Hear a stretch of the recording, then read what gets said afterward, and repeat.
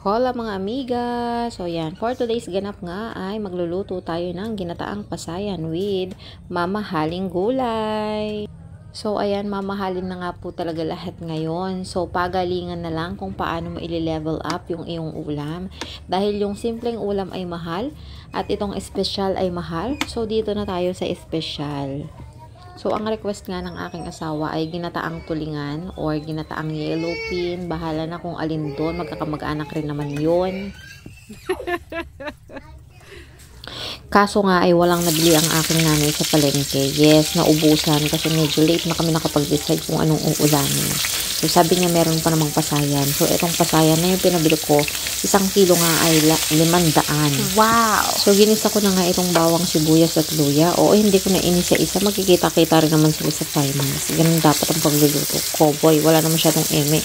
So, yan, medyo nakakatipid kami sa gasol pag ganitong sinisipag akong mag-video-video kasi ang pinaglulutuan ko nga ay itong improvised na lutuan na ewan ko kung saan ba nabili ng asawa ko. Ito ay lumang kaldero na pwede mong lagyan ng uling or maliliit na kahoy at pwede rin namang yung pinagtanggalan ng mais.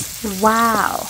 Saka na lang nga namin nagagamit yung gasol sa loob kapag tinatamad akong magluto. So, si mama ang magluluto or kapag maulan, ganyan. Pero still, laking tipid na meron nitong mga lutoang ito na pinagbibili yung aking asawa. So, meron pa nga kaming pangkahoy yung malaki-laki naman kapag yung salyasi ang ginagamit. So, eto nga yung aking background. Yan. So, flexing ang aking kaharian. Chares! Oh, bitter ka na naman. So, ito nga yung likurang part ng aming bahay. Opo. So, bali itong tinutuntungan kong bahay ay bahay ng aking kuya. Since wala naman sila dito, aba, rena-renahan ako. Dito muna ako magluluto. Pero, all in all, ito kasi yung ginagamit talaga naming dirty kitchen sa likod. Ayan. So, parang nakabusangot nga ako dyan. Kasi nga naman, yung 1,000, halos wala na mabili. My God, isang ulaman na lang yung 1,000. Ilan ba kami sa bahay? 8, minsan 10. So, ayan. Nakakaloka. Sobrang mahal ng mga bilihin. Nilagay ko na nga yung pasayan bago pa masayang. Nakaabang yung mga pusa. So, ayan na nga. Ang paggagata ko nga pala ng ganyan is ganyan lang kasimple. Pagkatas kong isang kutsa yung bawang sibuyas at luya, ay sinusunod kong ilagay itong hipon. And then, hahanguin ko din yan kasi hindi siya pwedeng ma-over. Ano ba yon? O, diba? Bad trip, napakaingay ng mga motor, napaka-bibilis. Akala mo nga, sa sobrang bilis magpatakbo, may mga lisensya. Wala naman. Oo, kapag ka natumba, hihingin Gcash. O, diba? San ka pa? Kapag ka nasagi, justice. Hay, ano ba yan? Nasa Pilipinas nga pala ako. Sorry po. At hinango ko na nga yung mga hipon. Tingnan mo naman yung naiwan na katas ng hipon. Grabe, yun yung nakaka-high blood na part. Pero yun yung malinamnam. So yan, nilagay ko na nga yung gata. Pinaghalo ko na yung unang piga at pangalawang piga kasi pagkikita-kita rin naman sila sa finals. So ganyan kasi yung technique ko. Meron akong sariling way ng pagluluto.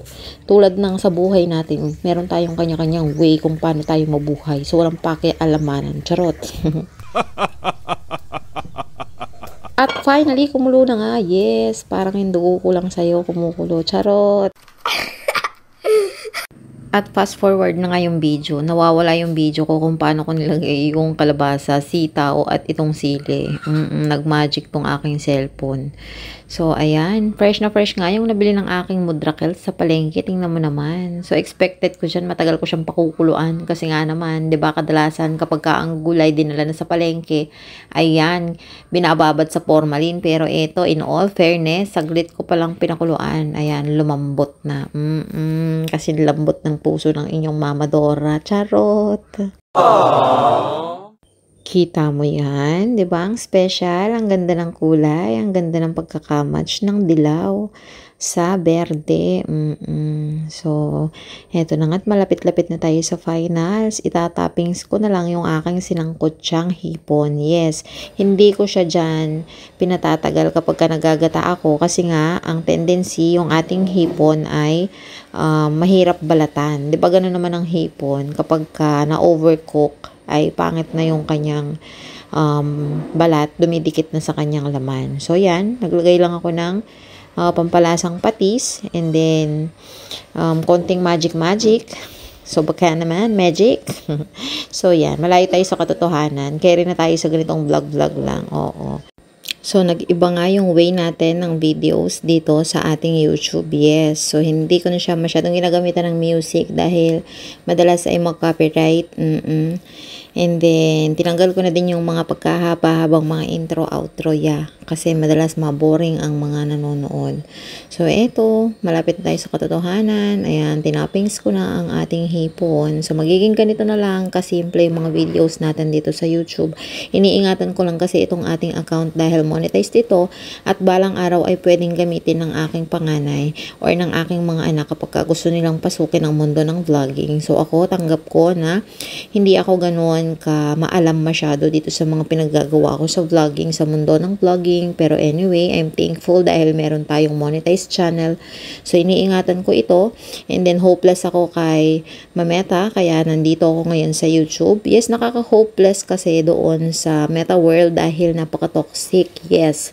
Pag doon ka nag-vlog, doon ka nag-create ng mga posts mo, lalo na ang gamit mo ay personal account. My God, masyadong pinipersonal ng mga taong nakakakita ng posts mo, and then masyado nilang dinidibdib yung mga posts, and then feeling nila meron kang mga pinapatamaan or what, na nagbo-vlog ka lang naman talaga, gumagawa ka lang naman talaga ng mga content. Masyado lang nilang pinipersonal, masyado lang silang guilty. So, ayan, malapit na tayo sa eating session. Ang sarap, grabe, ayan na siya. So, tinanggap na nga namin na ang goal namin is not para ibalik yung dati naming figure noong kami ay wala pang anak. So, tanggap na nga namin, ang goal ngayon is maging healthy at hindi ang maging sexy-sexyhan pa. So, pasasaan pa ba, diba? Okay na yan kasi may mga anak na tayo. So, ang mahalaga ay healthy, walang karamdaman. So, tanggapin kung yan na yung figure mo, that's fine. So, kung pagpalain ka ng Diyos, go, punta ka kay Yapi. So, hindi na ang belo. Kay Yapi ka na lang. Diba? Patanggal mo yung mga yan. Pero malayo pa tayo sa katotohanan. Oo.